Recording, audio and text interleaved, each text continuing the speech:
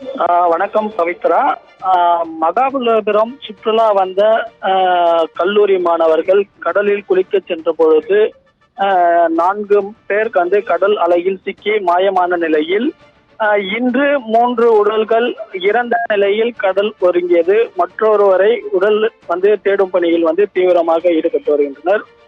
நேற்று ஆந்திர மாநிலத்தில் இருந்து கல்லூரி மாணவர்கள் செங்கல்பட்டு மாவட்டத்தில் உள்ள சுற்றுலா தலமான மகாபலிபுரத்திற்கு சுற்றுலா அழைத்து வந்த நிலையில் மகாபலிபுரம் கடற்கரை பகுதியில் கல்லூரி மாணவர்கள் குளித்துக் கொண்டிருந்த பொழுது ராட்சத அலையில் 10 பேர் ஈர்த்து சென்றப்பட்டுள்ளனர்.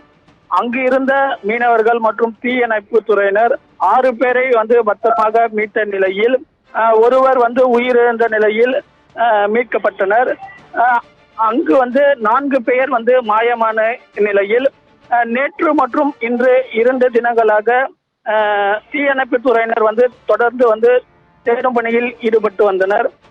இந்த நிலையில் 3 பேரின் உடல் மகாபலிபுரம் கரை ஒதுங்கிய நிலையில் பிரபு என்கின்ற கல்லூரி மாணவன் உடல் மட்டும் கிடைக்கவில்லை. இந்த கடை ஒருங்கிய 3 மாணவர்களின் உடலை தீயணைப்பு துறையினர் மீட்டு உடல் கூறு ஆய்வுகளுக்காக செங்கல்பட்டு அரசு மருத்துவமனைக்கு அனுப்பி வைத்து விசாரணையானது மேற்கொண்டு வருகின்றனர்.